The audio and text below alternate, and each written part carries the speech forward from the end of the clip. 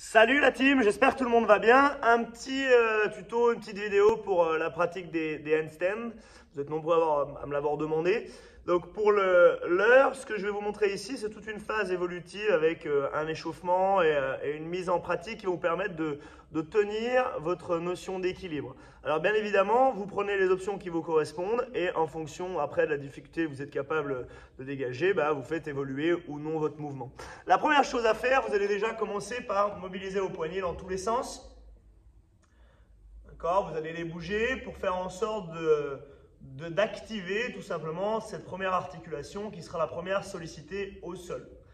Une fois que vous avez bougé pendant une vingtaine de secondes, excusez-moi, vous allez presser votre main une vingtaine de secondes. Pareil de l'autre côté. Une fois cette activation réalisée, vous pouvez passer sur une activation un petit peu plus poussée au sol. Vous allez démarrer ici en position quadrupédie, les paumes de main, donc pour l'instant au sol, les doigts dans votre direction. Vous avancez vos épaules, vous reculez vos épaules, vous gardez une pression dans les paumes de main et vous gardez bien vos bras tendus. Ça va être une base de travail d'équilibre. Vous faites l'exercice pendant à peu près 30 secondes. La même chose avec les mains de l'autre côté. Vous avancez vos épaules, vous ramenez ici vos épaules à l'aplomb de vos poignets.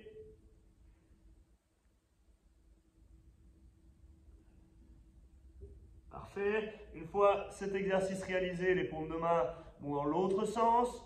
Vous allez avancer vos épaules. Ça fait un petit peu plus mal aux poignets.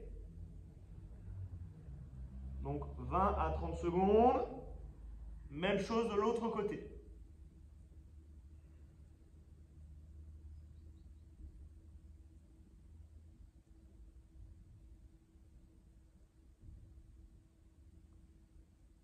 Ok, une fois ces articulations préparées, il va falloir préparer ce qu'on appelle ici la ceinture scapulaire. C'est notre ceinture supérieure.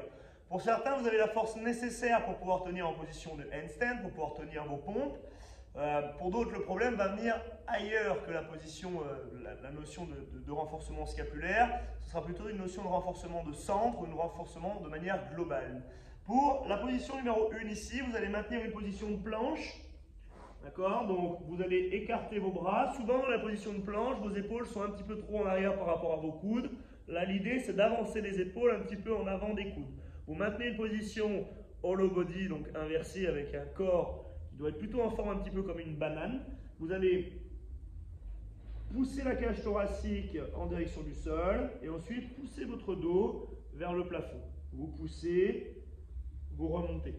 Vous faites l'exercice pendant 30 secondes. Si cet exercice est simple, vous pouvez aussi le faire en position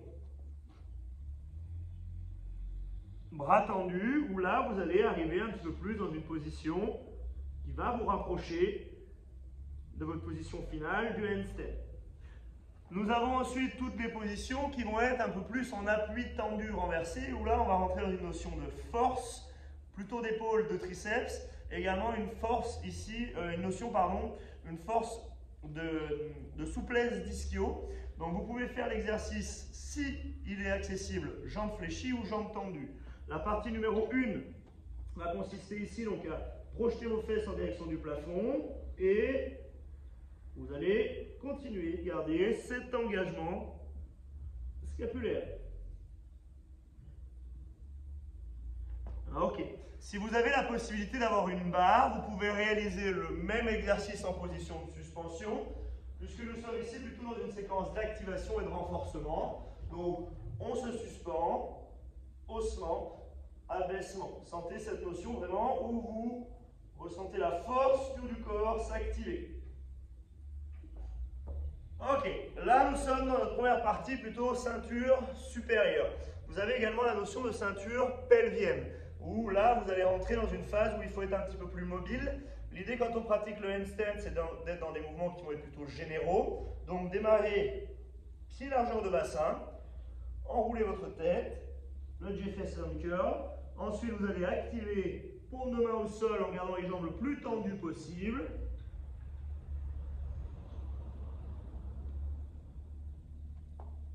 Ramenez vos pieds pour faire ce qu'on appelle le mouvement du du ver de terre ou le inchworm. Et ensuite, avancez à nouveau vos mains vers l'avant. Ok, là vous pouvez réaliser l'exercice, donc à chaque fois sur des séquences de 30 secondes, de 45 secondes, d'1 minute, et vous pouvez faire 2 ou 3 tours de manière globale pour pouvoir vous mettre en route, pour pouvoir vous activer.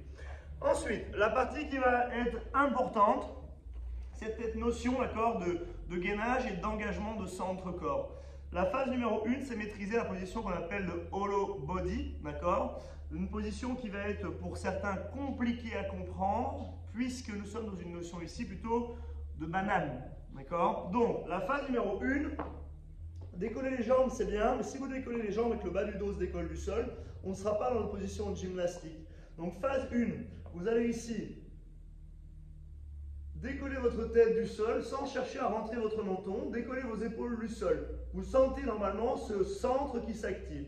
Si vous êtes capable de maintenir cette position, vous allez lever vos jambes du sol pour ensuite pouvoir tendre vos jambes et former un C. D'accord? Vous n'êtes pas dans une position où vous êtes à 90 degrés. Vous êtes vraiment ici, position de C. Une fois cette position maintenue, vous allez allonger vos bras, vous fixez vos omoplates et vous cherchez à vous rapprocher au maximum de cette position, bras tendus, jambes tendues. Si la position va bien, on passe ici en Oloro, qui sera une position beaucoup plus dynamique. Le mouvement numéro 2, en renforcement, on sera ici dans une position plutôt arc. Donc vous êtes non pas cambré, d'accord? Vous serez en dos et muscles engagés sur la chaîne postérieure. Donc dans notre position ici, phase 1, si vous manquez un peu de mobilité, de souplesse d'épaule, vous démarrez avec les mains proches de vos épaules. Vous allez ensuite contracter fessiers, engager les ischios, engager les lombaires, décoller vos pieds du sol. Regardez face au sol ici, décollez les pectoraux, les poitrines, décollez vos épaules. Allongez vos bras, tirez vos épaules loin des oreilles et glissez les omoplates proches de la colonne vertébrale. Si cette position est facile à tenir, on crée le mouvement de bascule. Plus vous allez maintenir ces deux positions de manière efficace et de manière sécuritaire, moins vous risquez de vous blesser, plus vous allez être efficient derrière sur vos mouvements de gymnastique. L'exercice ici, je vous conseille de faire des séquences, 30 secondes, le temps de changer, 30 secondes de l'autre côté, 3, 4, 5 séries, et ça vous pouvez le faire de manière très régulière. Bien, on va ensuite passer maintenant sur cette phase sur le mur. Avant de passer sur le mur, il faut être sûr que les muscles du haut du corps soient suffisamment échauffés. Donc en fonction du matériel que vous avez, en fonction de la force que vous avez, vous pouvez faire des mouvements de développé, d'accord, à un bras, de développer à deux bras si vous le souhaitez, de développer en décollant ici les fesses de vos genoux, de vos talons, pardon. Vous pouvez également faire un mouvement en jambes décalées, en alternant, toujours, pour vraiment travailler sur la notion d'échauffement. D'accord? Vous faites à peu près 8 répétitions de chaque côté, ce sera très bien. Vous faites 3 ou 4 tours. Sinon, vous pouvez également vous échauffer avec le propre poids de corps si la force elle est suffisante. Le mouvement numéro 1 que je vous propose ici, c'est le push-up.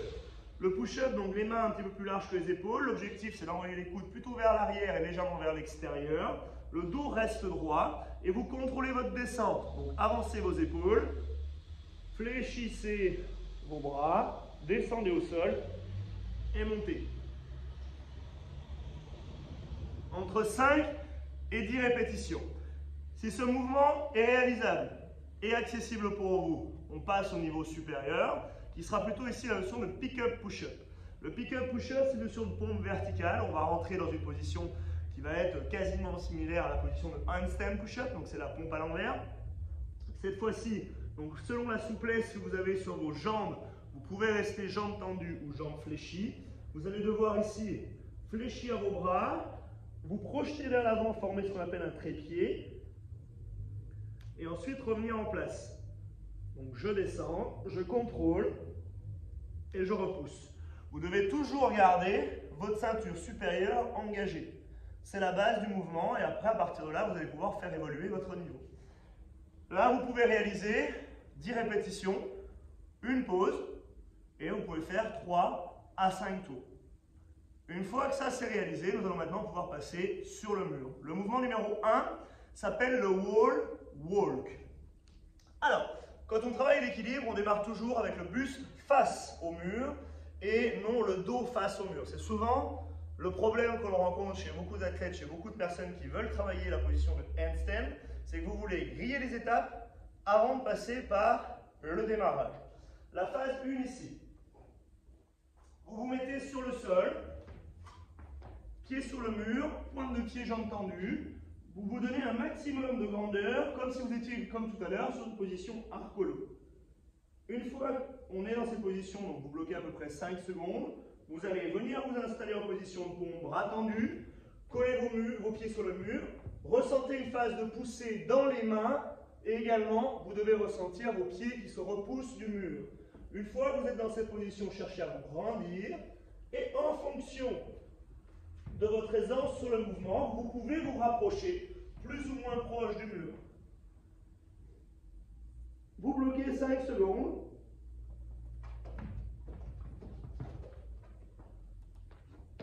Et vous redescendez. Ok, ça c'est l'étape numéro 1. Vous pouvez réaliser 3 à 5 séries de ce premier mouvement. Le deuxième mouvement, nous serons ici dans une notion de wall walk, toujours. Cette fois-ci, au lieu de redescendre directement sur le sol, je vais me replacer dans une position à 90 degrés. L'idée ici, c'est de trouver un petit peu plus de tension au niveau musculaire et de me mettre dans une notion où je serai un petit peu plus à la verticale, mais en m'éloignant du mur. Donc, vous démarrez ici. Je donne de la longueur comme si je poussais dans une caisse. Je me ramène dans ma position 1. Je me replace, pardon. Je vais me replacer sur le mur, toujours en repoussant le sol. Je garde ma position, le body corps décollé du mur. Mon bassin légèrement rétroversion, mon dos reste droit. Je bloque pendant 5 secondes. Je viens placer mes mains, je place mes jambes. Je repousse le mur avec les pieds et je me repousse du sol avec les bras. Je viens me replacer dans ma position initiale et je me grandis. Ok? Pour tout le monde? 3 à 5 séries en fonction du niveau de difficulté que vous pouvez rencontrer. Vous pouvez faire, par exemple, 3 séries de la première phase de premier mouvement que je vous ai montré. Vous laissez à peu près 1 minute de récupération. Ensuite, vous faites 3 séries de